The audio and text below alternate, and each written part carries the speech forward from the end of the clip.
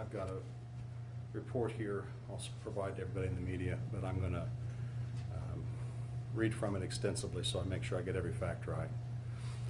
The facts set forth in the following summary are meant to summarize the contents of the interviews, the body camera videos, video recordings from the GIAC facility, forensic reports, investigative reports, and where, when you read this, where quotes are noted, or indicated rather, the content came directly then from a transcript of an interview or from a report.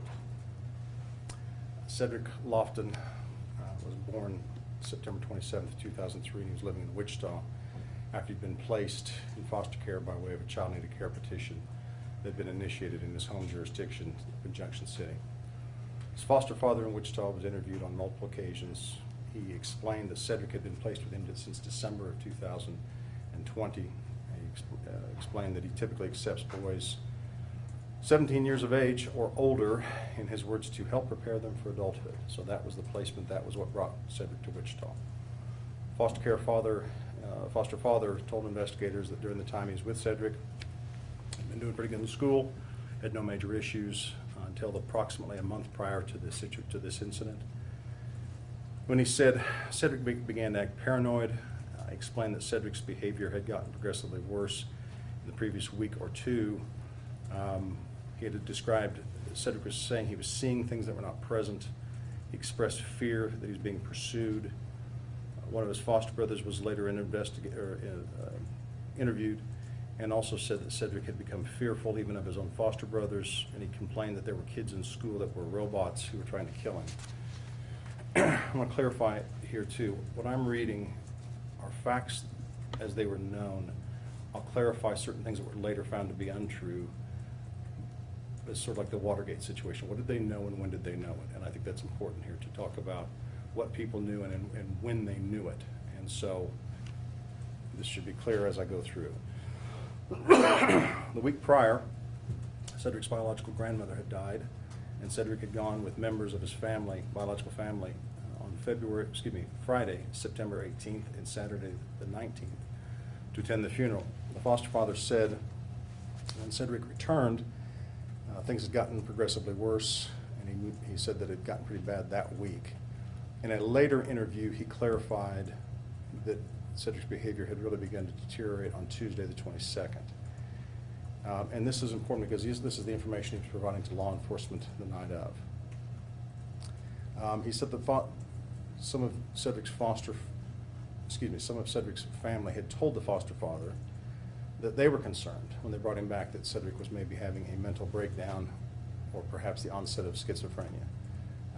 Another family member, though, was later interviewed and said that he felt like Cedric had had these thoughts for some time but had only recently begun to express them. So this is the information as it was being shared in the moment.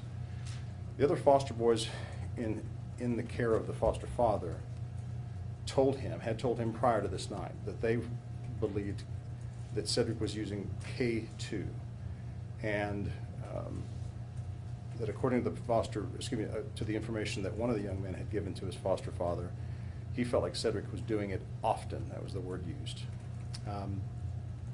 The foster brothers were also interviewed later by law enforcement, and they confirmed that they had said this, that they did have that suspicion. One said he heard, didn't explain where, but he had heard Cedric was using meth or K2. But he really, and the other one suspected that he was because he had been saying he was hearing things and seeing things. Both said they'd never seen him use it, but that's what they believed. This is important, again, I'm not trying to cast blame here, but this is the information available to the foster father. This is what he thought, this is the information he's getting from the other foster sons. This is what he shared with the cops in the moment. So we go to the Wednesday the 22nd. Foster care father reported that when Cedric didn't come home, he asked the other foster sons, and one of them said Cedric had walked away from school about 2 o'clock that afternoon. He did not return, so from 2 o'clock on Wednesday until about 11:30 a.m. the next morning on Thursday the 23rd. 11:30 a.m. on the 23rd. Cedric returns home. In the interim, between the time he had walked away and come back on Thursday morning, the foster care father had called Cedric in as a runaway. And by that meaning, he contacted his foster care agency and let them know. He was told by DECA, DCCCA, DECA, that if Cedric returned, and they expected that he would, please take him to ComCare.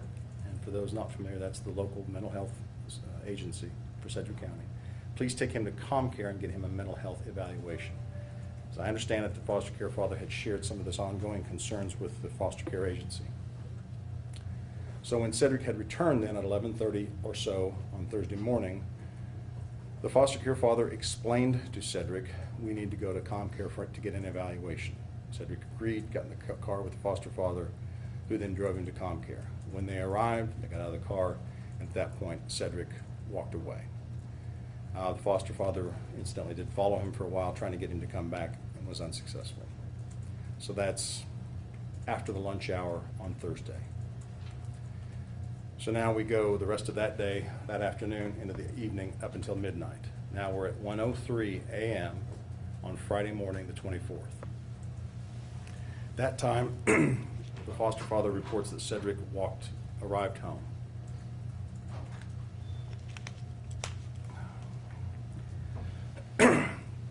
He called the foster care agency to alert them of the situation.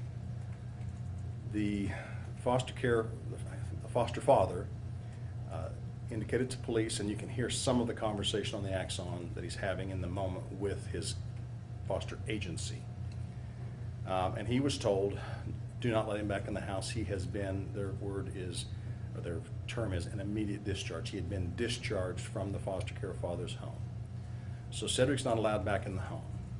And he was told, according to the foster father, he's told by his caseworker, call 911 and have him taken, maybe in for a mental health evaluation. This is all happening kind of in real time. He's trying to reach his caseworker, and you can hear at 1 o'clock in the morning he's getting some after hours number. At one point, it's not in the report specifically, but he does mention he thinks that initially they're going to try to send somebody down, but they're going to have to come from Junction City, where the original child needed care case was filed. But ultimately, the decision that he is told from the foster agency is have the cops take him to St. Joe. This is relayed by the foster father to Cedric. I'm worried about you, he says, so please stay out on the porch and we're going to get you some help. Words to that effect.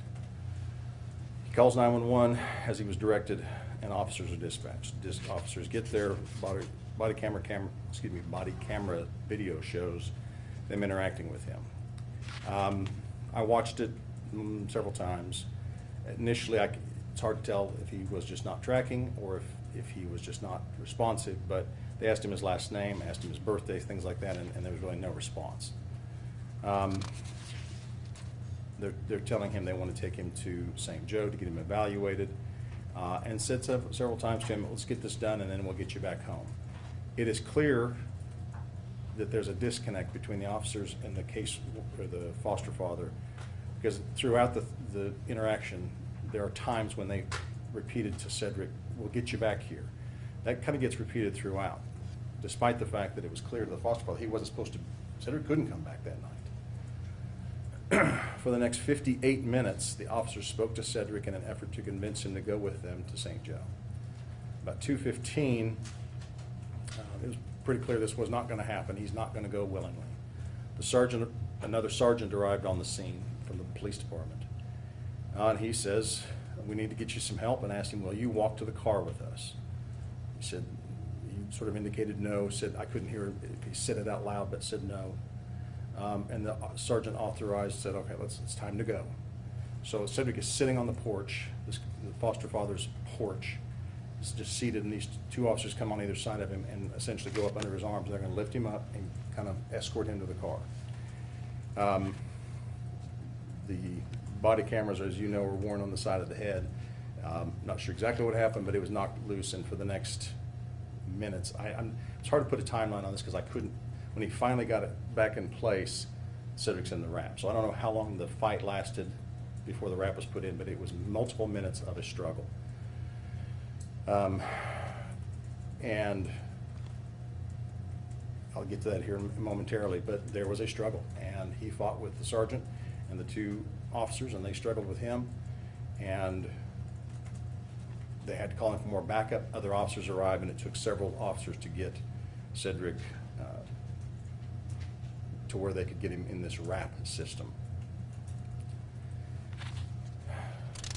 The RAP system I was unfamiliar with. I'd never heard of it or seen it before this case. I've seen now multiple videos of different angles of Mr. Cedric in this system, they call it.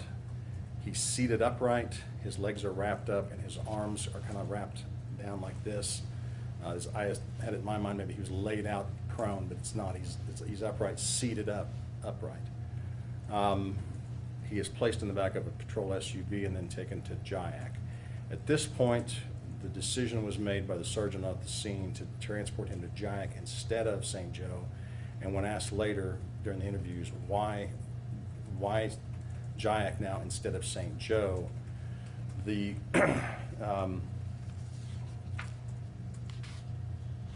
sergeant said,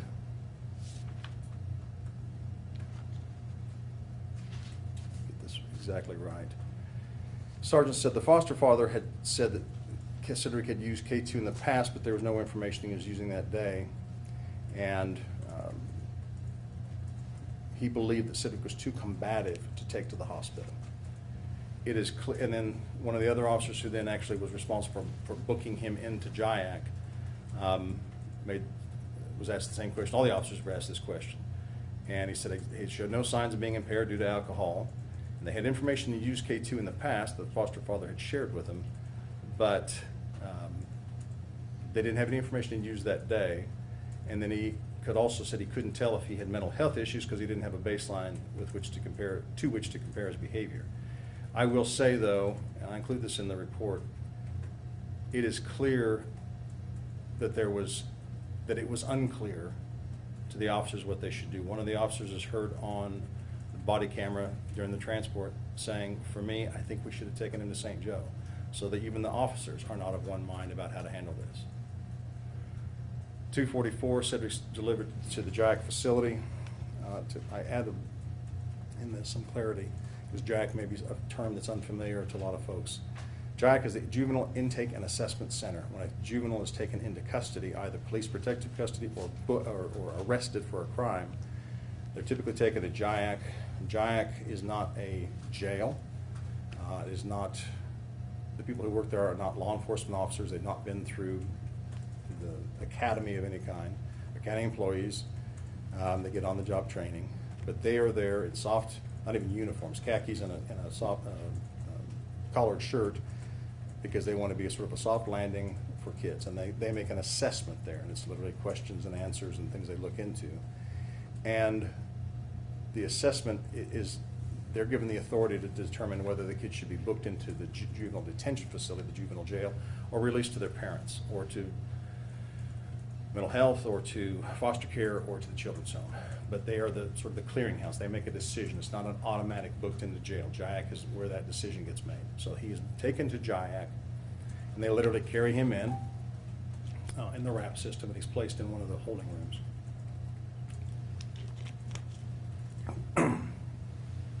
That's at 244. They arrive at 232. Or excuse me, he's placed at 232. They arrive at 244, and he is placed in that holding room.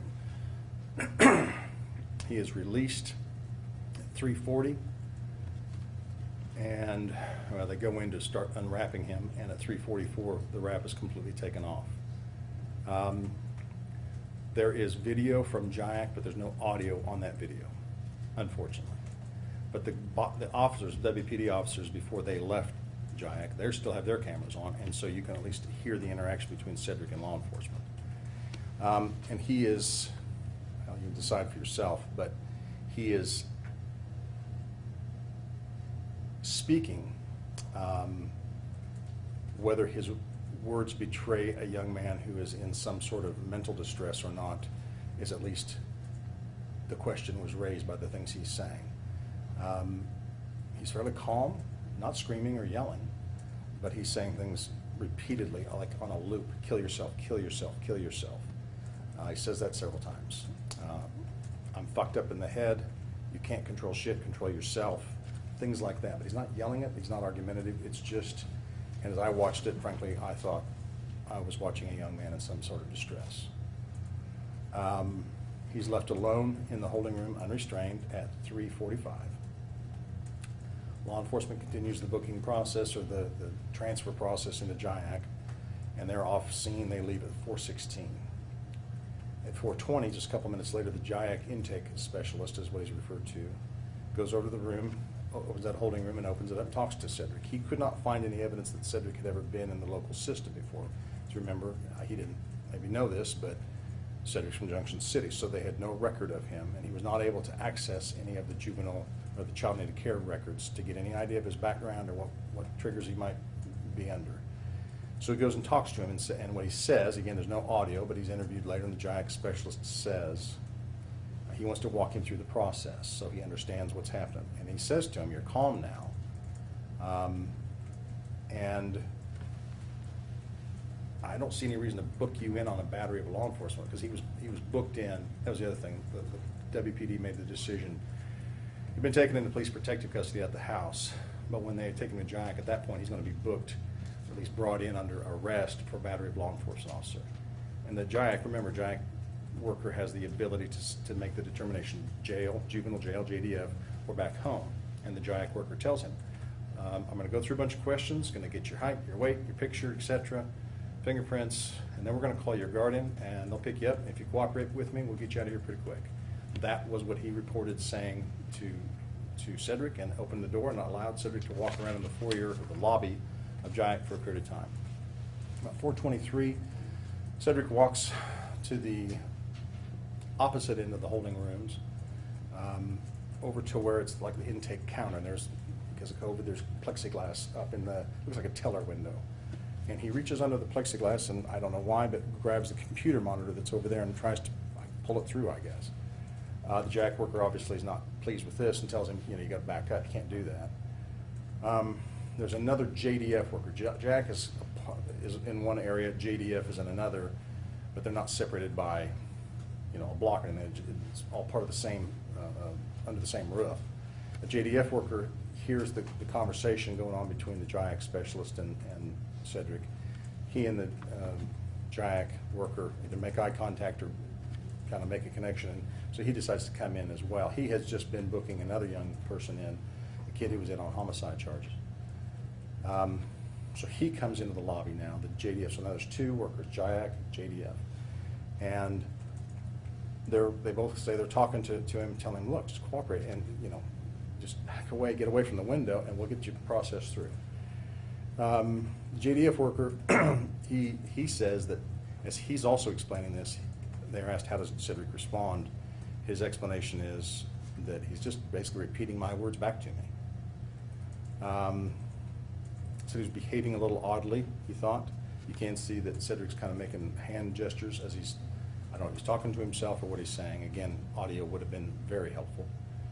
And at that point, the JDF worker made what's called a 1019 request.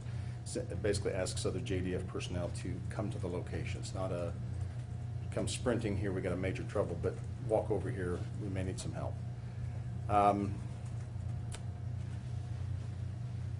You can watch it yourself, I believe, here at some point soon, but on the JIAC video,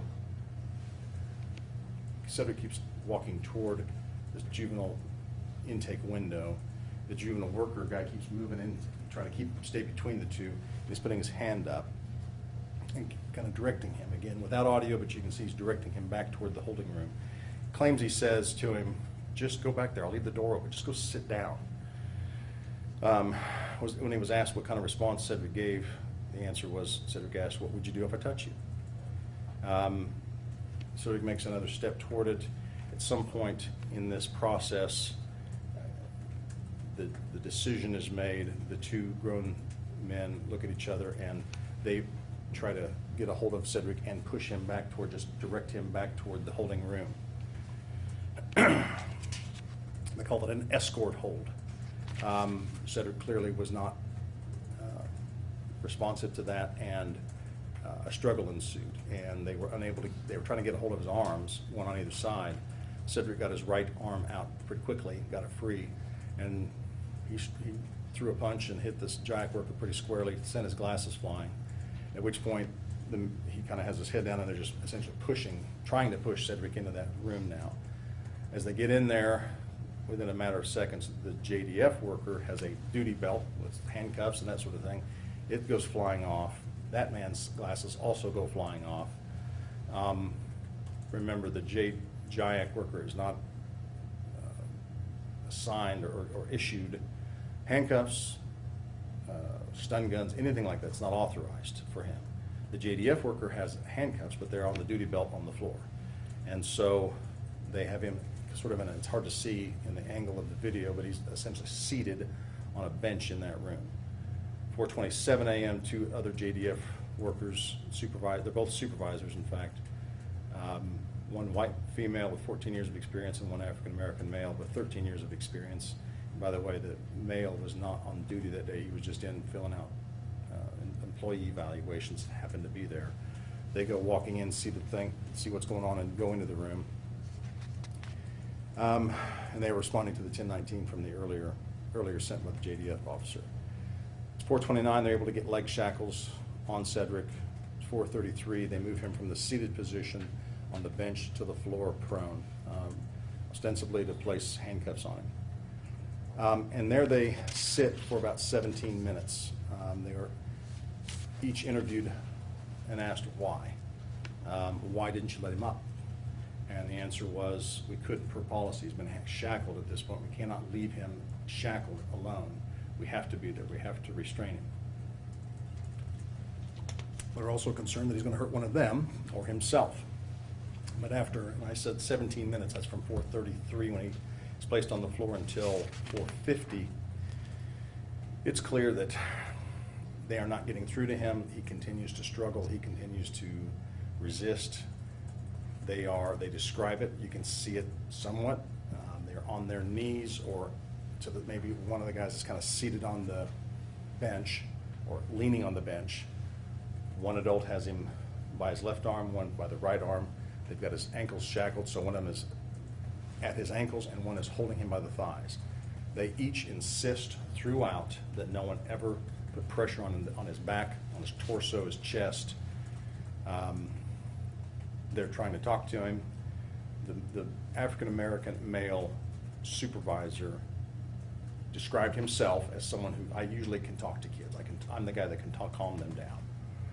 In fact, I read through personnel files, trying to get is there some history of abuse here? Is there something going on with these folks? And in fact, I saw he had been given commendations or recognized at least a time or two for his ability to de-escalate and calm things down. He was asked, what wasn't working here? And the others all described the same thing. That Cedric was mumbling, kept saying something about Jesus. Some thought that he was saying that he was Jesus. Some were less sure. Said something about putting a hex on people. Did repeat, as I had heard from the Axon cameras earlier, some kill yourself, telling them to kill themselves. But what was clear by 4:50 a.m., this isn't working. We're not getting anywhere. He's not resisting. He's not letting up at all. And they were asked, what normally happens? And they said, normally after 4 or 5, 10 minutes, the kid relaxes and we let up, and that's the end of it. None of them had ever experienced a situation where a kid had not relaxed this long into it. So the decision's made at 4:50 a.m. that they're going to call WPD back to the scene to get him to St. Joe. This isn't working. He shouldn't be here. One of them gets a hold of, they managed to get another worker to come in and essentially stand in place of the Jayak worker, who then goes and calls 911. Jayak worker comes back at 4:53. Said that he reached WPD, but they had another diabetic emergency that was taking precedence, and so they were going to continue to wait with Cedric. He goes back again at 4:59, has contact with a different sergeant at 5:02. They're trying to figure out if they can get EMS to come now transport Cedric. Meanwhile, time is passing. He's on the floor in the room. At 5:08, they're finally able to get handcuffs on Cedric, and all of them report that at the moment they get the cuffs on it. And whether it's the reason they're able to get the cuffs on or happens right after they get the cuffs on, they weren't really sure. But as the cuffs are going on, or moments later, Cedric finally relaxes. That's the word they described. He gives up. And they all sit back. They put handcuffs on him, and almost immediately, they all described they thought he was snoring. That's the word they use, snore. Two of the people get up, go to the other room to wash their hands. You can see they've sweat through their shirts as they leave the room. There's a small amount of blood on one of the guy's arms, maybe both of them. There's a very small amount of blood on the floor. It does appear as though Cedric has a bloody nose, but I don't know that that's where this was coming from. That's at 5:08. At 5:12, 4 minutes later, they realize two of them are still sitting there because, again, per policy, they can't leave him if he's handcuffed. And one of them says, "I don't think he's breathing." And they roll him over, do a sternum rub, and realize he's not responding. They begin chest compressions. One of the JDF employees goes to look for a AED, automatic external defibrillator. JAG facility didn't have one. EMS re-enters the room, the lobby at 5:20. They've arrived now. WPD got there almost simultaneously. They move him out of the holding room into the lobby where they could get around him better. I read from the EMS report, it says patient was found pulseless and APNEIC. I never say that right. EMS note, no significant trauma or injuries to the face, neck, chest, or head. No significant injuries were noted during the laryngoscopy. Cedric was initially coded blue, no pulse, not breathing, and life-saving measures continued for multiple minutes there in the JIAC. They got a pulse back around 5:37, and he's transported, but he's critical, and taken to Wesley Hospital. That's the basic time frame. I'm sorry it took so long, but I thought it was important to get every fact out there. Forensic autopsy reports. So after the trip to the hospital, they were unsuccessful in saving Cedric, and on 26th at 1:55 a.m. he was pronounced dead. An autopsy was performed the next day, and vials of blood and urine were collected. I'll clarify one thing. K2, we talked about that initially, that had to be eliminated as a possible contribution to death. Hopefully you can see now why that was said, and it's because it was reported by the foster care father that this may have been going on. The samples collected at the autopsy were sent off out of state to another lab that has a larger panel that they can test for, and found no. K2 is not really a drug; it's a description for several hundred analogs that are used in combination to form a drug. But there's not one type of K2. The K2 in Wichita may be different than another state, so they test it in this place because they can test a lot of them, and they were not able to detect any. I clarified with our local toxicologist, who said that normally when someone uses an amount that's typically associated with recreational use, it would be out of the system in 2 to 4 days. And I said, so I don't want to say anything inaccurate. Is it accurate to say he had 0 K2 in his system? He said, if there was any in his system, his words were, it would be there was no likelihood of any toxicologically significant presence. So if there was something in there that was undetectable, it had no effect on his death and was not in any way contributory to his death. So I wanted to be expressly specific about that. So K2 had nothing to do with this.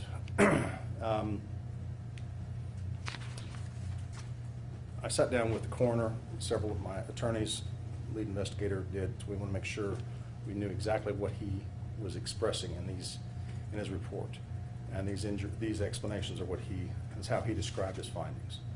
The acute kidney injury, which is listed in the report, is a reference to the damage that was done to Cedric's kidney when his heart stopped. It's not a reflection of blunt force or sharp force injury. Nobody hit him in the kidneys. The kidney, it's damage. What he's reflecting is there's damage done when his heart stopped. It was kidney shutdown. The pulmonary congestion and edema and acute bronchopneumonia. I asked, he had positive for COVID. Are we saying that this was going on? He said, no, that's a downstream event. That's his phrase. Something that occurred later in the hospital and was not something that would have affected Cedric the night of. The administration of the RAP system.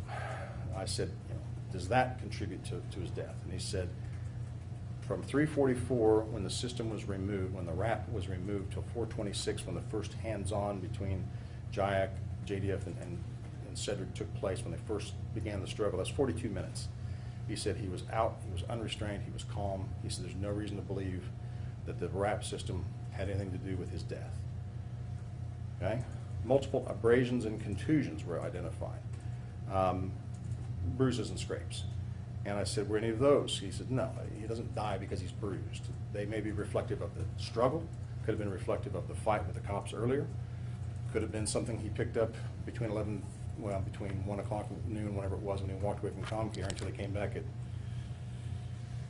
1:03 the next day. But he said, he doesn't die because he's bruised. They're fairly minor. But summarize, and this is what I needed to know specifically, and I want to try to express it as clearly as I can. The cause of death was brought about by the position in which he was held, as well as the ongoing struggle which lasted for over 30 minutes, largely unabated. He said it was like Cedric ran a marathon without taking any breaks. The long-lasting struggle while in the face-down position impeded his breathing, which caused the supply of oxygen to his heart to be compromised until the point when his heart stopped. This lack of oxygen to his brain then caused this brain injury, the anoxic brain injury, and that caused his kidneys to shut down. I asked, is it just being held down then, just the position that he's being held? Is that what killed him? Or is it the struggle? Is it just the struggle, not the position? He said, no, you can't separate them. He doesn't die just because he's in a struggle. He doesn't die just because he's being held down. It takes both in this situation. That's what caused it to happen. So it wasn't a function of him being choked or someone stepping on his airway, covering his mouth. It's the position where he's at. He can't get a full breath because he's being held down by each arm and his legs, and he continues to struggle. I'm not in any way blaming him. I really don't mean that to be the takeaway here, but it is simply the combination of the two. One doesn't happen without the other. So,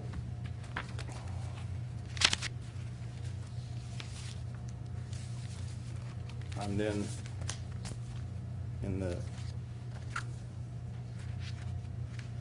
tasked with assessing then. I put forth all the law in the state that affects my assessment of this and the conclusions.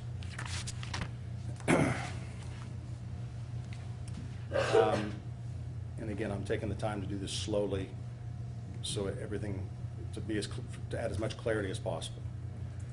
On September 24th, Cedric Lofton was brought to the Juvenile Intake Assessment Center to be processed for multiple counts of battery of a law enforcement officer after striking and kicking officers who had initially made the contact with Cedric in an effort to put him into police protective custody to transport him to St. Joe. Whether the state of Kansas should accept a foster care system that responds to a foster father's expression of concern that his foster son is in mental distress, and they tell him, don't let him in the house, call the police. It's a legitimate question. It's a question, in fact, that may well demand answers. The directive to call the police, however, is not a criminal act, and telling the foster care father to call the cops is not what caused Cedric's death. Calling 911 didn't lead to his death. Now, whether the officers who came to the scene, to the house, the foster father's house, should have taken Cedric to St. Joe instead of JIAC, given the information that they were in possession of, that he was struggling mentally, had been for the last several days, had been in a declining state the last several days, and may have even ingested K2. We now know that not. I don't know that Cedric never ingested K2, but I know he hadn't, at least in the days leading up to his death, and that it had nothing to do with his death. But the cops didn't know that. They were told he had been using. And again, this also presents a legitimate question. Why should they have taken him to St. Joe? But again, the decision to take Cedric to Jack instead of St. Joe is not a criminal act. And walking him into Jack is not what killed him. Cedric struggled with at least 2 police officers at the scene and a sergeant, which required the assistance of additional backup officers to place him in this RAP system. You may ask whether a 17-year-old should ever be placed in a RAP system is a legitimate question, policy question. Whether, excuse me, but because he was out of that RAP system for some 42 minutes before the struggle between he and the Jack and JDF people even began, again, this is ripe for a policy question, but it is not ultimately relevant or germane to my consideration of criminal charges because the RAP was not the proximate cause of his death. I define what proximate cause is under case law in Kansas. Simply put, though, the coroner made it clear to me, the RAP's not what killed him. At least 7 law enforcement officers, including the 6 it took to carry him from the SUV into Jack while he was seated in that RAP restraint, then left Cedric unrestrained with a single Jack worker. And the Jack worker made it clear. They asked him, have you seen this RAP thing? He said, well, I've encountered it a handful of times. I don't know what that means exactly, 3, 4, I don't know. But a handful of times. So this was not the first time a kid had been brought in the RAP into Jack. But whether it makes any sense that it took 6 grown people to handle this kid and they're going to drop him off with one guy without any handcuffs and a pair of khakis and a collared shirt, does that make any sense? Another damn good question. But he didn't die because he was left alone unrestrained. The legal question I have to wrestle with is whether or not I can bring charges against the Jack worker and the 3 JDF workers who helped him, and even the one who stepped in and winded him for a minute so he could go call 911. To answer that question, I have to look at this through my personal opinion, but through Kansas law. And the question I have to questions I have to answer are twofold, really. 2 primary. Did the staff members commit a crime when they held him down? And if not initially, did they because it was an extended period of time? Excuse me. And if the answer to either one is yes, are they protected by Kansas's stand your ground self-defense immunity law? So let's talk briefly about Kansas law. Homicides in Kansas require generally one of three mental states. People die, people kill other people, but if it's an accident, if it's vehicular homicide, a car wreck, something like that, there's a reason we don't charge people for that, because there's got to be a mental state. It's got to be an intentional act, a reckless act, or a knowing act. And I can't just use general definitions. The law specifically defines it. In terms of intentional, there's no evidence here that these people intentionally killed Cedric. So there's no intentional murder, intentional homicide. Premeditated murder is not in the cards. With respect to a knowing mens rea, again, there's a very long definition here, but there's no evidence these people knew what they were doing was killing him. They insist, and I have no evidence to the contrary, that not once during the struggle that took place in that holding room did Cedric claim he was, or express concern that he wasn't able to breathe, that he was struggling to breathe, and instead they all described the same thing I heard on the Axon with police earlier, him saying things like kill yourself, and references to Jesus, things like that. Without audio tape, there's no evidence to dispute that recitation, that they were acting. By the way, I also put I didn't include all the policies from JIAC and JDF with respect to transporting people, things like that, but I did include all of the policies that had to do with this sort of situation. And they were acting within policy. They are told they can hold kids until they comply, and they can hold them up to 30 minutes, and they can do it more with supervisor approval. There were 2 supervisors in the room actively participating in this. So they were within policy. Policy doesn't excuse criminal behavior, but it does speak to the mental state. If they're doing what they're supposed to do and trained to do, is there a reason to think that I can then prove that they knew they were killing him? No, they think they're doing what they're supposed to do. So a knowing death, a knowing homicide is not really anything I can prove. Reckless is the one that I think people might think it would be in play here. But I don't get to use a general, sort of Wikipedia definition of reckless. Reckless is defined very specifically. And it's fundamentally a recognition of the risk and a disregard of the same. There's a specific definition. I've included it here. And again, they're doing what they're trained to do, following policy. Is it reckless in a general sense? Perhaps, but is it reckless under Kansas law? It is not. And that would be the end of the analysis, except for there's one other statute involuntary manslaughter contains several definitions, and there is one that I frankly struggled with, and that's taken me the last 10 days to work through this. And that is under A4 of that statute. You can be charged with involuntary manslaughter if you take someone's life during the commission of a lawful act in an unlawful manner. So let's talk about that for a moment. The workers, did they act in a lawful manner to begin with? A lawful act in an unlawful manner. Were they acting lawfully when they initially restrained Cedric? Under KSA 2152.22, a person may employ force, even deadly force, when they reasonably believe it's necessary to prevent imminent risk of great bodily harm to himself or someone else.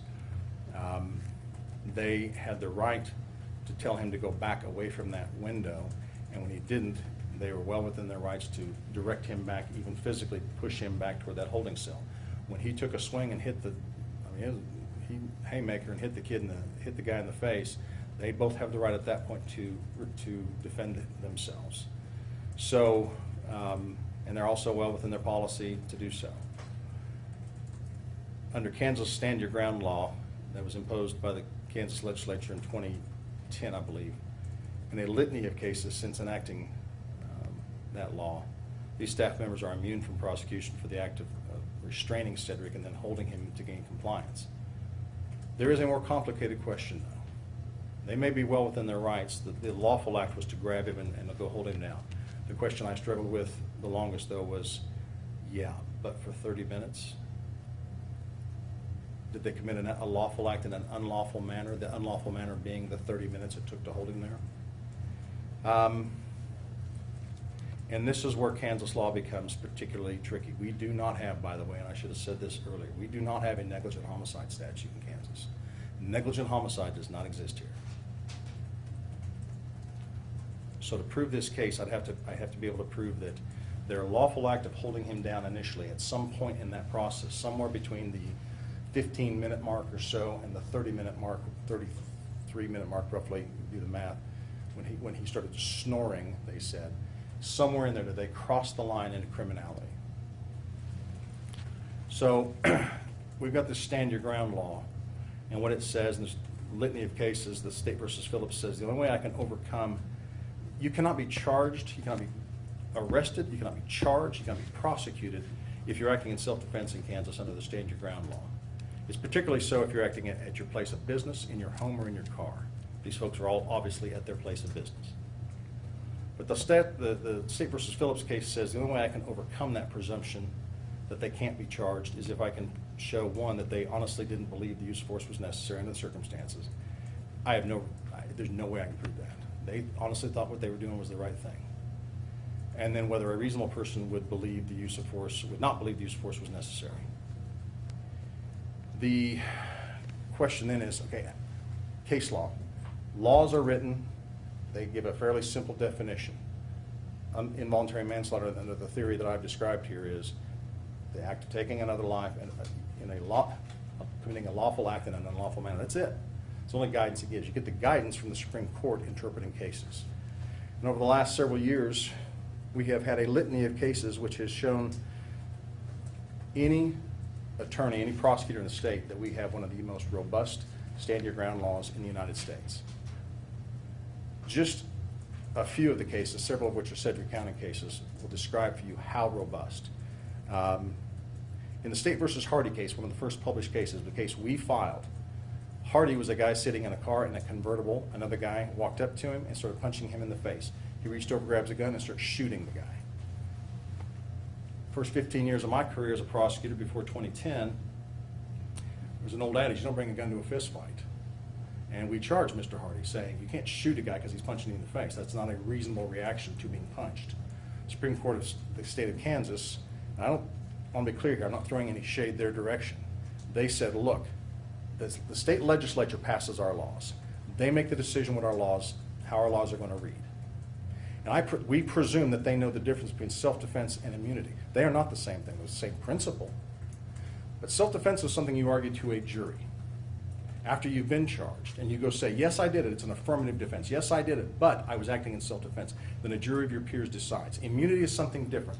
Our legislature, in their wisdom, decided that if you act in self-defense, you should never face that jury. You shouldn't be prosecuted. You can't be prosecuted. And if you are, a judge should toss the case. And if a judge doesn't, the Supreme Court should toss the case. So in the Hardy decision, our Supreme Court said, we're not saying this is a good or a bad thing, it's simply what it is. Our legislature passed this law, and what they're saying is, if you act in self-defense, you are immune from prosecution. You cannot be prosecuted. They tossed the case. The same day, there was a Johnson County case, a case called Evans. Two guys, neighbors. They know each other. They're outside, drinking, get into a wrestling match, a friendly wrestling match, until one of them Evans believes the other guy puts his hand over his mouth. He gets angry. Walks into his garage. The other guy follows him in. Evans claims that the other guy threatens him. He grabs what they call a katana style, I believe it's a samurai sword, and he stabs the guy. Johnson County prosecutors prosecute Evans. He is convicted. His case goes to the Supreme Court. They overturn the case, dismissed. He is immune because a guy followed him into his garage, unarmed. He can shoot him, he can stab him with a samurai sword.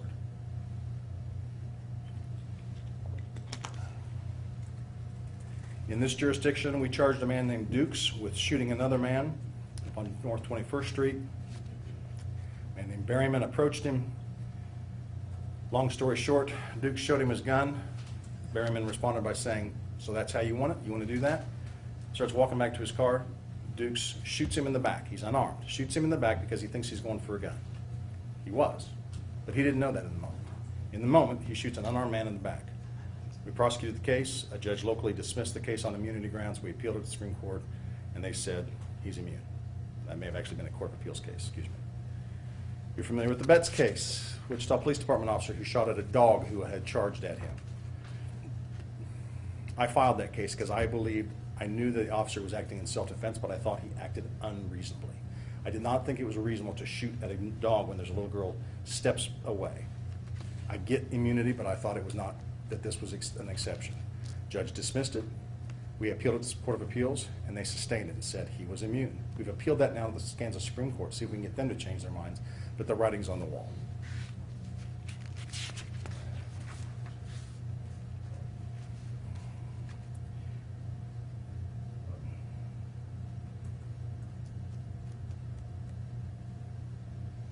The bottom line is the video, the interviews of the employees, even the coroner's findings that the death was caused by the effect of a prolonged struggle support the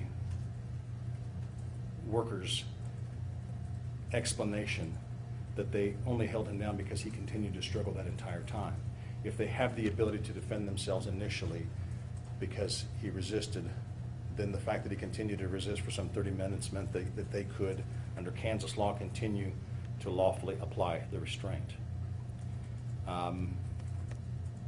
One might reasonably ask, I've included this here, one might reasonably ask why they didn't just let him up instead of holding him down for so long. Simply to keep him from hurting them or himself was their explanation. But the law dictates that they are judged by their actions, not by choices not made. They chose to hold on because he continued to resist, and at the 17-minute mark, one of them went to get help and try to get WPD to come back and get Cedric to St. Joe when it became clear that this was not working. Their training and their policy allowed them to physically restrain him and use handcuffs or shackles. And if the restraints don't work, they're trained that they can hold on to a juvenile until he relaxes for up to 30 minutes and beyond with supervisor approval, and there's 2 supervisors in the room. Go through another kind of a summary for everyone on the last page or so. But the bottom line is the workers were acting in self-defense under Kansas law. They're at work. They're authorized to do this, and our case law has made it clear, again, to anyone who's paying attention to our stand your ground law. If you're acting in self-defense, you are immune from prosecution. And when we have cases where you shoot an unarmed man in the back, stab an unarmed man because he threatened you with stab him with a samurai sword, and you shoot at a dog that's charging at you. Workers at work, at the end of the day, a juvenile does not have the right to resist what he's being told to do in the JIAC. They have a right to tell him to go sit down. If he doesn't, they can push him in there. But pursuant to Kansas self-defense and stand your ground law, they're immune from prosecution. If I bring this case, the immunity statute says they cannot be prosecuted. I'm not supposed to file this charge. If I did it anyway, the judge would be duty-bound to dismiss the case. This is a little longer than I've normally gone when I talk about cases that I can't file, but I'm not done yet. When this first happened in September, Manager Stoltz, County Manager Tom Stoltz, approached me, said, whatever you do, please tell us what we could do better. We don't want this to ever happen again, which I appreciated. And so without any direction from him, he knew I was going to follow the law and the case law and the facts, but he did ask me to do what I'm about to do. And so I'm going to take a fairly unusual step here. And I want to clarify that this is without any commentary as to the merits of any potential civil litigation filed on behalf of Cedric or his family. I take no position on that. It has no effect on my job, whether they sue successfully or unsuccessfully. I'm not the attorney for the county. I'm the DA. So let me say a few things. It is uncontroverted that it took not less than 6 officers with the police department to put Cedric, to get him under control and put him in this RAP system. Pardon me. As I said before, the first question is, should we as a state be putting 17-year-olds in a RAP system? It's a decision that policymakers need to make. Second of all, does it make any sense to leave that same person? I mean, they called him in ahead of time as a combative juvenile. So you get a kid who's combative. It takes 6 adult cops to get him under control and bring him in there, and they're going to leave him with one guy. Does that make any sense? I suggest that the county take a hard look at that policy. No policy was broken, by the way. It was perfectly permissible for them to do it that way. And again, according to the JIAC specialist, this is something that he's seen happen a handful of times, at least at that point. I'd ask that the county policy be examined. Should a juvenile be in a RAP in the first place? Should a single JIAC worker be expected to then handle someone described as a combative juvenile alone? Should the officers who bring in a combative juvenile, whether he's in a RAP or not, I understand that the policy to only have one person who's in a soft uniform so they can have a calmer interaction with a juvenile. But should maybe the officers in those situations be asked or made to stand by, maybe even outside? Something needs to be addressed. Number 2, when the juvenile, when juveniles are brought into JIAC and processed either into JDF or back out the doors to some other placement, we need a better video and recording system. I'm looking at this from a video across the room with no audio. Made it infinitely more difficult to do. That needs to be done. The county and the city need to determine whether law enforcement officers in this county, and probably around the state, have been adequately trained regarding encounters with juveniles, or adults for that matter, that present with an apparent mental health risk. Some additional training might be offered regarding when and under what circumstances a person can and should be taken to St. Joe. Again, I'm not disparaging anyone in the decisions they made, but it was clear that even among the cops at the scene, they were not of one mind about what should happen. Some thought maybe they should have still taken him to St. Joe, excuse me.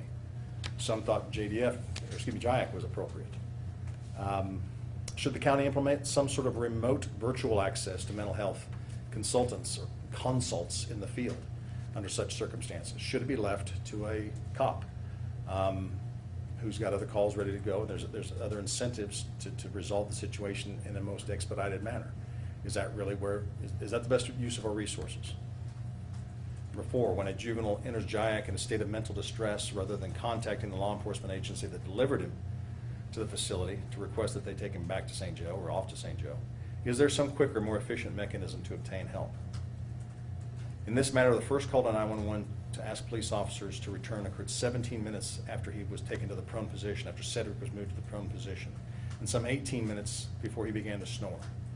There's a lot of opportunity in there for this to have gone a different way. And finally, and you could probably come up with others yourself listening to me today, but the final one that I included here was when a foster parent contacts their foster agency to report that they've got a foster child that's in mental distress, does this system owe a better response than a directive to call the cops and not let the kid back in your house? Again, that's not what killed him, but I was asked to be unflinching here in my recommendations, and that's just something that there's so many decisions that night that could have gone a different way that didn't have to lead to this, and that was one of them. Finally, I put some additional information in here. Friend of mine, friendly acquaintance of mine who actually works at the ACLU. Yes, I'm friendly with people who work at the ACLU. You might find that hard to believe. But he pointed out to me several months ago, before all of this, that I don't do a very good job of articulating the good work we do. I'm just not, Dan answers calls, but I'm not much of a media hound. And so I don't have press conferences when we do our daily work. You only hear about things like this, officer-involved shootings, things like this. I don't have a press conference every time I don't charge somebody, or that and so questions get asked in the community. And I'm largely to blame for that lack of clarity. I need to do a better job of that. But one of the questions that gets asked is, does our office ever hold cops accountable for anything they do? Or county employees, or JDF, or anything like that? So I went back and looked. And since I took over in January of 2013, our office, District Attorney's Office, has charged not less than, I say not less than because there could be someone I wasn't aware of what their job was, but not less than 33 people employed by the police department, that's 16 of them. Sedgwick County Sheriff's Department, that's 12. EMS, there's 3 of them. And other law enforcement agencies in this jurisdiction, a couple others from other sundry jurisdictions. With crimes ranging and I excluded traffic offenses, not speeding and crap like that to pad my numbers, but we're talking at least a DUI and some as serious as charges as aggravated sexual battery and kidnapping.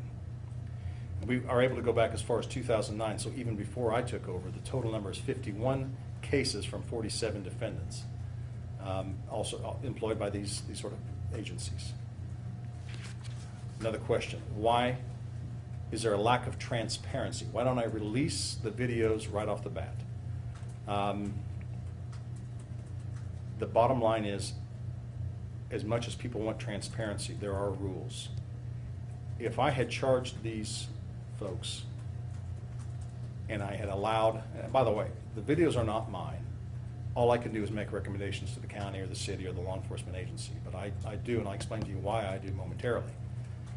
But I ask them not to, because Rule 3.6 of the Supreme Court of Kansas says there's a list of things we can do. Releasing video while I'm trying to decide whether to charge somebody is certainly not in that list. And if I had released these and now charged these people, it would be absolutely an indefensible 3.6 violation. Could lead to a change of venue. And you go, that's never happened. That wouldn't happen. It might if I did it. The district attorney of the largest jurisdiction in terms of prosecution in the state of Kansas, and if I can't follow the rules, if I was a judge, I'd make an example of me. I can't release these things without violating Supreme Court rule. And I know the public wants to see things, but the only else my only other response in this particular case is, yes, it happened in September, but until the Monday after Christmas, I didn't know if we had a homicide or what the cause of death was here. I've had this case for now less than 3 weeks, or roughly 3 weeks. I'll take what other arrows and barbs and arrows people want to throw, but we've done a fairly quick job of getting this out to the public as fast as possible. And to be very clear, I am now withdrawing my request to the city for the body camera footage of the cops and to the county for the JIAC video. I'm now withdrawing that. They can release it. There is one complicating factor. As I said earlier, there was another JDF worker who was booking another kid in.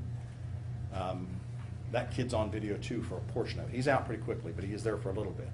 And that, to put that out there and show that other kid would be absolutely a violation of federal law. So the county and the city are going to have to figure out how to block him out or excise that. It's not an impediment to releasing it, but it is a thing. But as I said a moment ago, not only does 3.6 say we cannot talk about things outside of court, but 3.8 is a rule that goes specifically to prosecutors.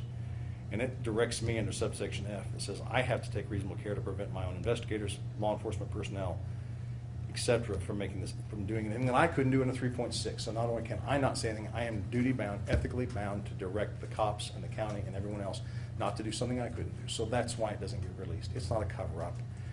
We just have to follow the rules, and the rules are unforgiving.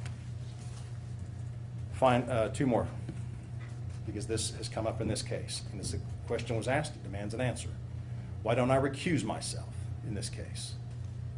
Okay? Because of the appearance of impropriety. It appears that it's improper for me to handle this. There's a case that dates back to 1993 from our state Supreme Court that says that when it comes to lawyers, the appearance of impropriety is not the standard. If it was, there would be no standard at all, because just what it appears might change from you to you to you. Instead, they offer examples of when there's a conflict of interest. There's a rule on that. There's a statute on when an independent prosecutor should be employed, KSA 22A-106. And what's interesting there is, if that's going to happen, if I'm going to recuse myself and hire a special prosecutor, then I pick them, and the county has to pay him. So I guess my question is, really, is anyone going to feel better that instead of me doing it, I hand it off to my hand-picked successor that the county then has to pay? The other thing I could do is call the AG. That would be the simplest thing. And trust me, I got some counsel from folks, largely my family members, who asked me to please let the AG do it. And as much easier as my life would have been if I'd have done that, the bottom line is if I start doing that, when I don't, by the way, I didn't know these people. I'd never heard any of these folks' names that work at JIAC or JDF. I have no connection to any of them, no personal financial stake in their careers. If the Lofton family sues the county for tens of millions of dollars, it has no effect on my job. If I can't handle this case, then how do I ever handle any difficult, unpleasant examination? It would be much easier. But I was hired to do a job, and I'm hired to surround myself with good people who can help me make good decisions. And I was not hired to be the district attorney so I could farm out the tough calls as much as it would be easier for me. Finally, stand your ground. That gets utilized a lot when it comes to officer-involved shootings. Stand your ground law, the self-defense immunity statute says, cited it explicitly and talked about how robust it is in Kansas. And some might legitimately ask, well, that's great for cops. It's great for county employees whenever the DA wants to have an excuse not to charge. We should apply to the civilians. Let's talk about that. Since 2013, since January of 2013, my office has not charged 33 people, civilians, I'm not talking about cops, civilians, with killing other civilians based on self-defense immunity. And of those 33 cases, 30 were determined to be homicides by the coroner. One was called an accident, one was called undetermined, and one's actually still pending. It just happened a few weeks ago. And I made the determination I could not charge. And of those 33 people, not that it matters, but people ask, and it's sort of the elephant in the room, so let's talk about it. Racial breakdown of the people. 11 of the 33 civilians who killed someone else in an act of self-defense were Caucasian. 17 were African American. 16 were men, 1 female. 4 were Hispanic and 1 was Asian. So the same law that protects police officers when they shoot somebody, that protects these JIAC workers when they are acting in self-defense, applies. There's no special rule that applies to them and different from everyone else. 33 civilians in the same period of time have been not charged based on self-defense immunity. In addition, I've made apparently the wrong call when it comes to, and I want to clarify, those are deaths. There are other people who we've not charged for shooting, stabbing, hurting on cases where someone didn't die. I've not tried to include that. But there are 3 times when I made a call that a judge in this jurisdiction found was wrong. The Road Trammell case, the Duke's decision, and most recently the Staley case. Staley's not been appealed. There's no published opinion yet, but that's a case where a man was pushed against his counter by his nephew in an argument. A younger, stronger man pushed his uncle against the wall, or against the oven, I think actually. It wasn't on, but it was an oven. And uncle couldn't get his nephew off, so he grabbed a knife or a sharp object and stabbed his nephew and killed him because he was being pushed. We filed that charge. Filed the Duke's case. I would explain that. The Road Trammell was another one several years ago, a woman who shot a guy in a car. And in all 3 of those cases, the judge at the local jurisdiction has made the determination that we should not have filed, and these people are immune from prosecution. So I suppose, depending on how one wants to look at it, 33 civilians have not been charged by me, plus 3 more by the judges who have found that they should not have been charged. I made the wrong call and they dismissed the case. So it's 36 people at least now who have killed someone else. They claimed it was in self-defense, and we could not overcome that. To add one final point of perspective, officer-involved shootings. Well, first of all, at this point, since I took over, I've reviewed 15 homicides where an officer shot and killed somebody. They're listed here. I actually reviewed 2 more, but they were determined to be self-inflicted gunshots by the coroner. But of the 15 that I reviewed, they're set forth here. So less than half the number of civilian cases. And one other point again, I don't know that it matters, but it mattered enough to somebody to send me a letter the other day asking why I have such a history of refusing to hold officers responsible for killing so many black youths, black young men, because I apparently in this man's mind declined to charge dozens of cops with killing dozens of African Americans. The day I took over in January 13, I realized that Mrs. Folston had not finally signed in the transition. She had not signed the case against her regarding the death of Marquis Smart. It took place down in Old Town, and so I reviewed it, was familiar with it, and I did sign it. It was her investigation and her conclusions, but I signed that one. But other than that, since I took over, there has been one incident involving the death of an African American male at the hands of law enforcement. It was Icarus Randolph in 2014, and I had a public press conference to explain my findings. They're all set forth, can be available on the internet. If I sound defensive, I don't mean to, but I think clarity and facts matter in these situations. If people are going to judge the decision here today, we should at least do so with actual facts in mind, not perceptions. This is a 45-page report. It'll be emailed out momentarily by Dan to all of you. If this seems like an unusual press conference for me, to add so much personal opinion on, or personal commentary, I acknowledge that. It is. This should not have happened. I do not in any way want anyone to think what they want, but anyone to think that I endorse what happened, I approve of the death of Cedric Lofton, or that I think it was somehow that he deserved it. Should not have happened, but these folks are protected by Kansas law, same as anyone else would be, and that's where I'm at. I'll take any questions. Did anyone administer a mental health evaluation to Cedric while he was in JIAC? I didn't get a chance. You'll see on the video he's there. He's out and walking around, but they hadn't even begun the intake yet when the fight started. Is that a consideration though? Because under JIAC policy, there are a number of factors that you're taking in.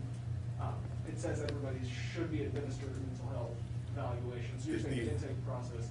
They hadn't even got a chance to begin yet. That's what according to the JIAC worker, that's what he was telling him. If you'll relax and I have a bunch of questions to ask you. We'll go through all of that and get you out of here. That process had not begun yet. pardon me if I misheard, but, you know, in your initial press conference that you had a couple of months ago, it was said that a struggle ensued when he was being taken to the bathroom. Why did that story change? That was the information we had initially. I thought he was being taken to the bathroom. When the interviews, when I actually saw the formal interviews, no. I'm guessing what happened was there was the other young man was in the bathroom. Maybe that was where the disconnect took place. And that's one of the reasons why I don't like to do press conferences before I have all the facts. But we felt it was important in that case to explain why it was going to take a while.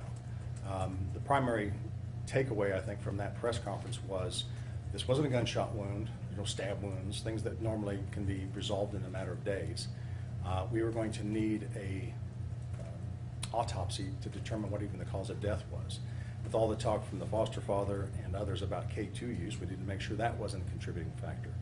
And so we felt it was important to step out and explain to the community, we're not blind to this, we're paying attention, we're going to get in the middle of this, but this is the information we have right now. So it was a perfunctory statement, simply to let people know we're aware of the situation, but give us some time, it's going to take a little while.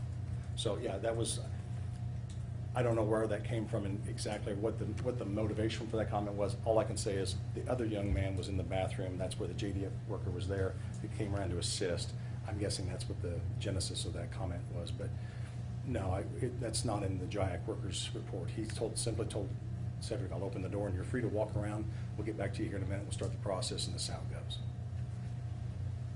You talk about how this is being covered by state law, the stand your ground law, and all that. Is this something that maybe your office or you think other groups in here are going to go to the legislature and advocate to be changed, to be adjusted after a case like this? We advocated for it to be changed the minute it was passed.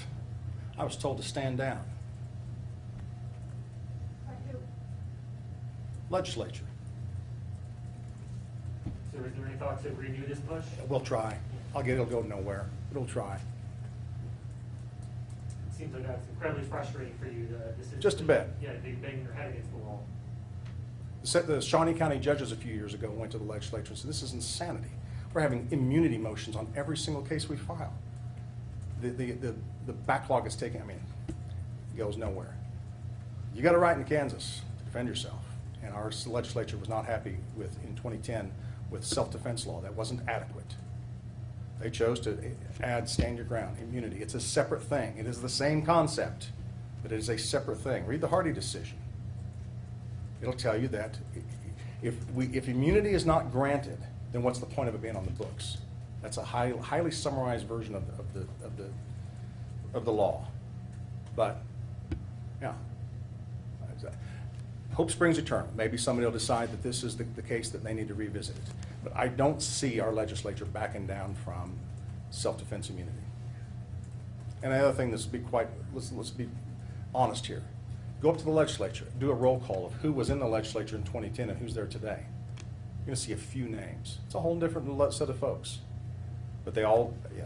And then all the recommendations that you're proposing, can you just kind of talk about maybe the follow-up that your office will be doing? Is there enough help make sure that these are I'm sorry. I'm glad you mentioned that. I'm not going to steal Manager Stoltz's thunder here, but I believe and that they're going to come forward with a plan to implement that in a quick turnaround. No one wants to sit and talk about this for 6 more months or a year. But it's time to make some action. It's time to get something done quick. So I'll defer to Tom on that, but I have every belief that he has a plan to give effect to these recommendations and others and get more input from the community. This should never have happened. It should never happen again. And we have the resource. Well, we can collectively do better. Whether we want to put the resources to make sure it never happens again is the question. I believe that we have the leadership in the county to make sure this never happens again.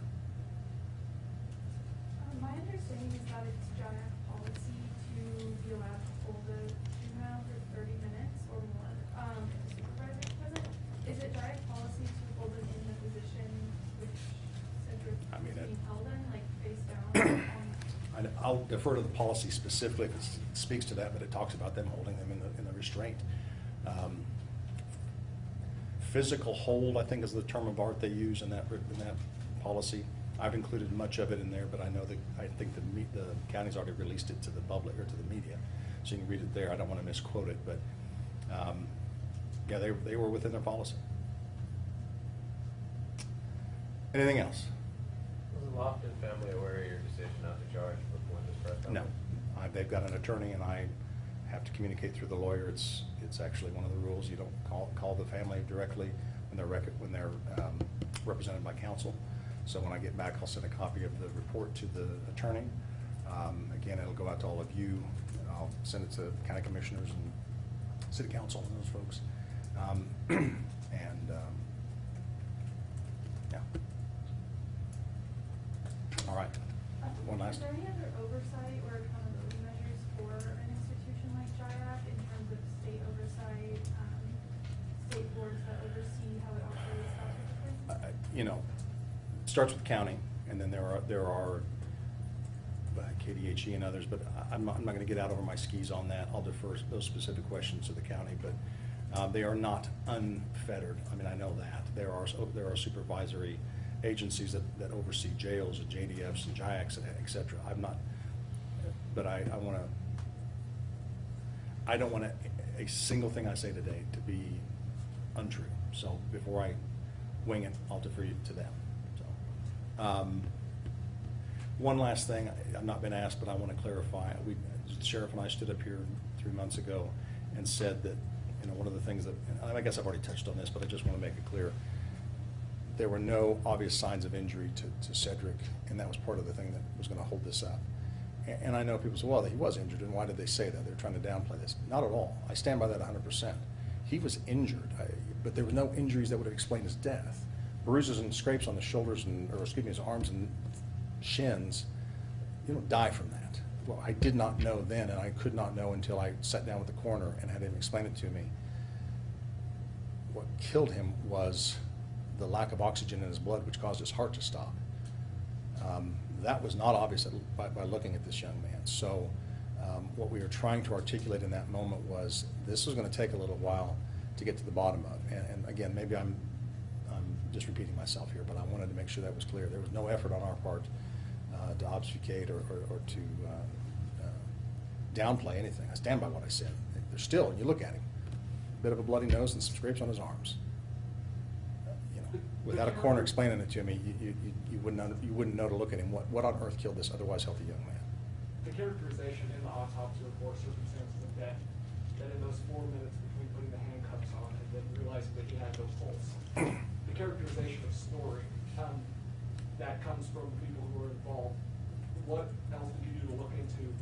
I mean, is this somebody obviously struggling for air? Is it gasping? Is it just? That would be rank speculation on my part. Could it be snoring? Could it be that he was starting to quit breathing? I mean, all I can do is take the explanation that they gave. They understood it. They perceived it to be snoring.